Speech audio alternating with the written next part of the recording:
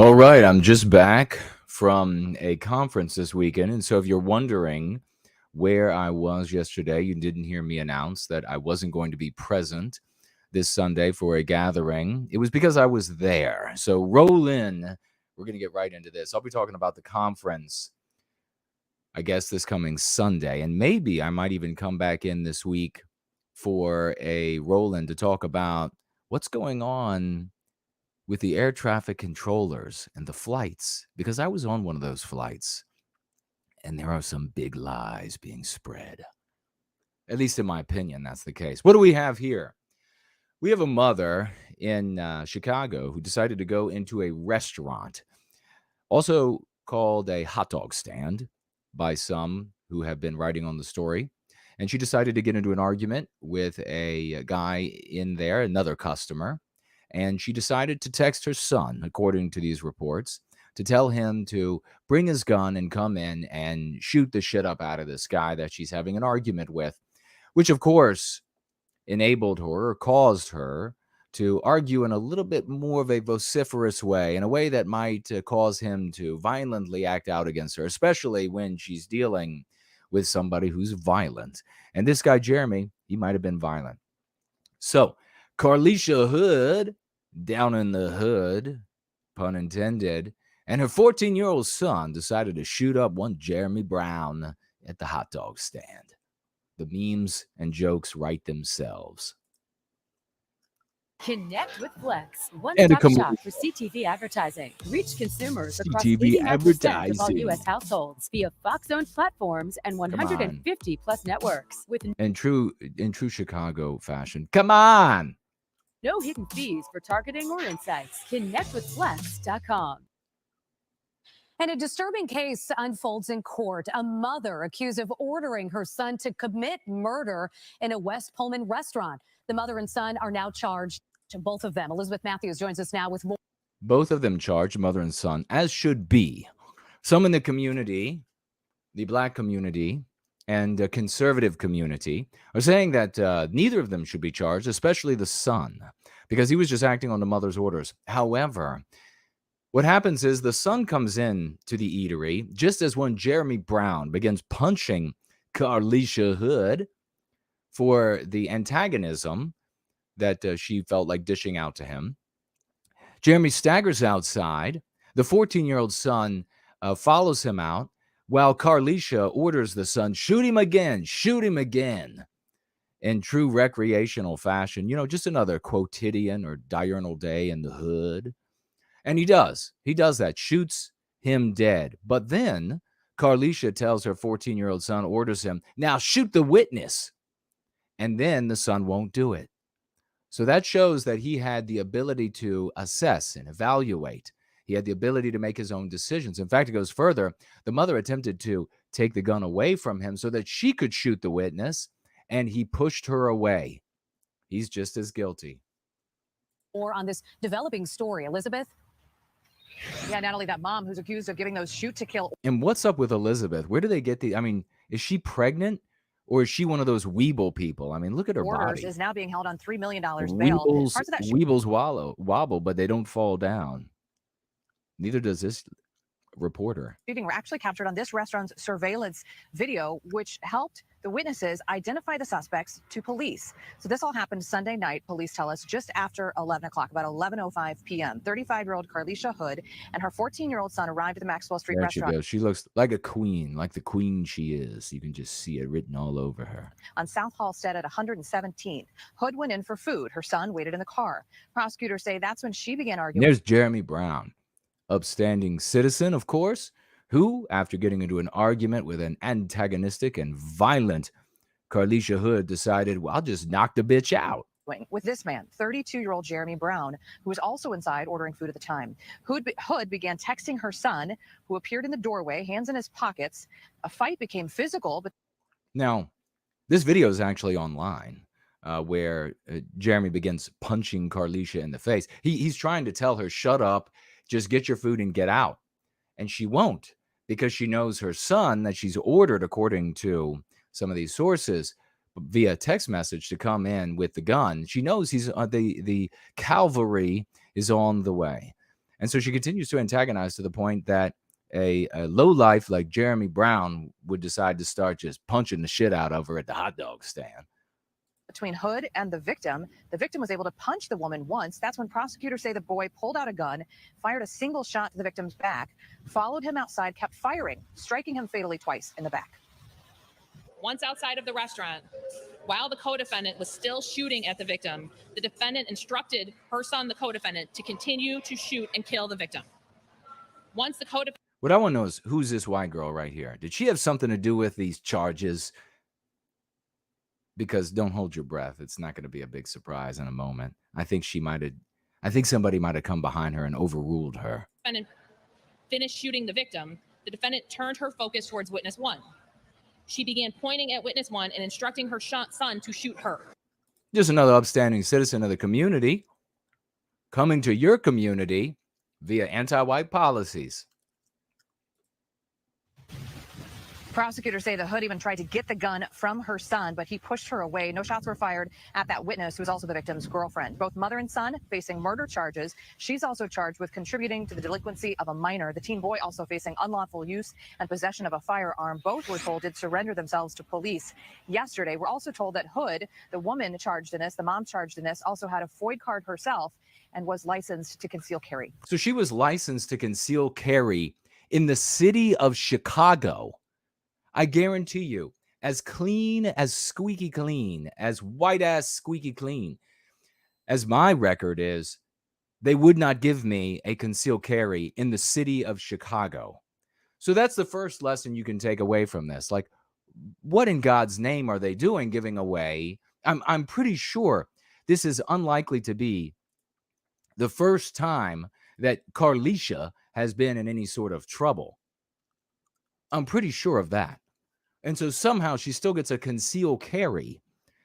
Might it be a concealed carry that she uses on somebody like me, somebody like you? Well, then that would be good. The anti-white system would enjoy that. What does all this tell you? What does this behavior tell you? That this can happen. That the norms and expectations, and therefore the punishments that are custom for Western kind, have been white erased. The black community, as a consequence, is suffering because the norms of the West have been white erased by the victimizers of Western kind, anti-whites. So you say to yourself, well, Jeremy, he deserved it. He punched her in the face. He is a lowlife. But we have laws against murder. And there are reasons why we prosecute murderers that go beyond the immediate participants. Societal reasons. People have lost sight of this sort of thing. They've also lost sight of the fact that the system has been so white erased, our justice system, and that little bit of a chubby female, white female, who was reading out the charges and the evidence against these two, the murderers, Carlicia and her 14-year-old son, was overruled. Charges dropped against mother, son in deadly Chicago restaurant hot dog stand shooting. Murder charges have been dropped against a woman and her 14-year-old son. The two were charged with killing a man at a Southside hot dog stand. Nate Rogers is live first at 4 with more details on this. Nate? Well, this shit is crazy. No, actually, what I'm looking at is that they are the community. What I'm reading here is that the black community up there is very much behind the murder. They're very happy. And I don't know if this is cultural appropriation or not. Shall we call it black knighting? I mean, is that cultural appropriation? It's not simping because that's her son. So maybe it's black knighting. Maybe he came in there and black knighted for his mother, whom he knew was getting into a fight with this guy. He was conscious of this. He understood the ramifications. That's why he weighed whether or not the witness should be murdered. So maybe it's black knighting. My question to you is this. There are plenty of things to take away from this for those who are going free. And let me tell you, we are of a different type because what we do is radically different from the rest of the novel take seeking entertainment value white sympathetic sphere. We are here to put an end to the victimization of Western kind. And by doing so, the end of the hardships and the eradication of rights and the misery of all races across Western civilization that is inflicted on everyone, as everything that made the West beautiful is white erased, because it came, almost all of it, of course, we had contributions, but almost all of it, in my opinion, came from the white race, Western kind, Westmen, like me, white guys with high foreheads and lots of courage and intelligence. Jeremy Brown is collateral damage. Anti-whiteism says that men don't matter. And what they really mean is that white men don't matter. We've seen that throughout our lives in news and entertainment media. But what happens in situations like this is that this meme pathogen, this anti-whiteism, if you will, an anti-white idea, that it ends up harming non-white people as collateral damage, just as the store owner in New York who decided, what was he, Hispanic? And he decided to kill the black guy who came in to beat him up because he had been disrespectful to his girlfriend who just wanted to do a little shoplifting.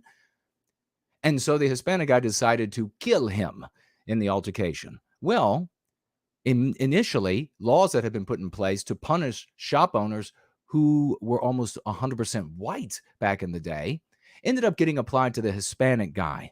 And then, of course, anti-whites went berserk and they said, no. And also conservatives went berserk and they said, how could you? And they decided to drop those charges. At least that's my opinion. You'll have to go back and check it out for yourself. Jeremy Brown is collateral damage. Yes, he punched the noble Queen Carlicia in the face, who was smack talking him right there in the hot dog stand in front of his girlfriend. But he didn't deserve to be murdered. That's not how we do things in the West. You don't get to call somebody a name. Is this starting to sound like it might connect to you, white man, white woman, Westmen out there? You can't just call somebody a name and then kill them and then beat them to death and then disfigure them and say that that's justice. So it's not justice for Jeremy Brown to be murdered because he punched Carlicia in the face. He deserved to go before a jury and a judge and sentencing. That's what he deserved.